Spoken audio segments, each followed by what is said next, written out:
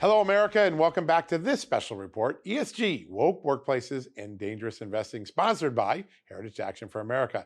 Now, when people think about where the woke climate agenda has been seeping into, they usually think of the EPA and the environmental agencies, but it's actually even seeping into the front lines of our Defense Department and our space exploration agency, NASA. That's right, the guys that sent man to the moon. Well, our next guest, he's standing up to that creeping move, and he is the West Virginia Attorney General Patrick Morrisey, and he joins us right now. General Morrisey, great to have you on the show. Hey, John, it's good to be with you today, and there are a lot of crazy things happening right now. I'm glad to be able to talk about it and what we're doing to push back. This letter that you sent is so important because I don't think a lot of people realize that the ESG agenda is being set into the federal contracting requirements of places like the Pentagon and NASA. You caught it. You're on top of it. Tell us what's at stake here.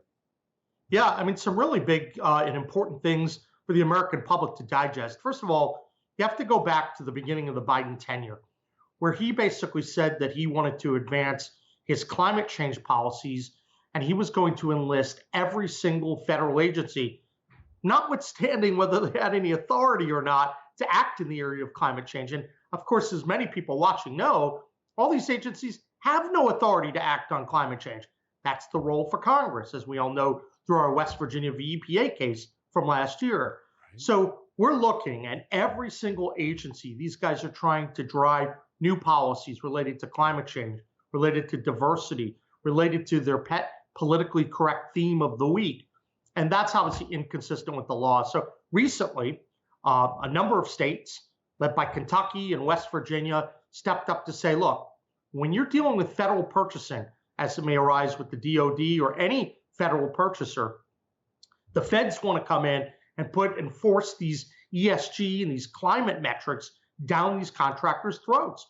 Now, think about it for a minute. About 1/5 of the workforce in the country actually comes to have federal contracts. That's a significant amount. Yeah. So these guys are trying to take a shortcut, not go through Congress and say that they have to do their climate emissions, they have to follow these ESG policies, and that's not right. That's why we're stepping up. We're fighting back. It's illegal, and we're taking action, and I think we have a darn good chance of pushing them back. But people should know, don't fall prey to this. Fight back. Stand up for your First Amendment rights. Know that there are states that are going to be with you to defend it. Yeah, West Virginia is on the front line of fighting back on so many fronts. Yeah. I think a lot of people think about this. It's a great legal issue you raised, but there's also this common sense issue. When someone's making a missile or a fighter jet, we want the best possible company to do that, not whether they had the best woke agenda in their background. Most Americans, I think, are just waking up that sometimes we're thwarting getting the best contractors for going to the moon or Mars or getting the best fighter jet. That's another element here, isn't it? Well, absolutely. And you're exactly right. And one of the dangerous parts about ESG is I think it's a destroyer of markets, because normally in a society that does prize capitalism as well, you have a ferocious race for quality and for cost in terms of how you're going to produce products. And you go out in the marketplace, you have pay a certain amount of money for it. Once you start introducing broad new metrics that have nothing to do with the underlying action, could be a missile, it could actually be financial return on investment, as we saw through the Department of Labor and SEC.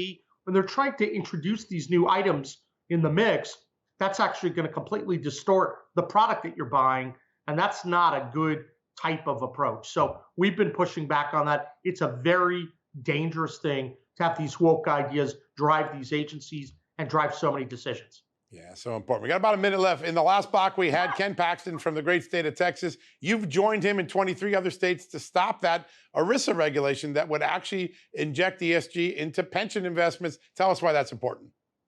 Well, this is important because when you're investing and you're thinking about your retirement, you know what you care about most?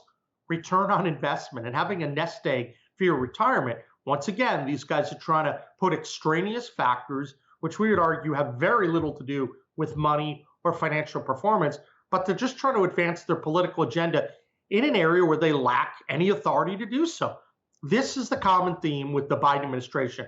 They're lawless, and they're trying to transform all of these agencies into environmental regulators and a diversity police, and we're not going to let that happen. That's why we stepped up on the DOL suit, and that's why we've been out in front leading, pushing back against all these ESG initiatives, because what they're trying to do is completely distort our way of government. Fortunately, our Constitution says otherwise, and the court cases where we've defeated them in court a vast majority of the time, that says something different as well.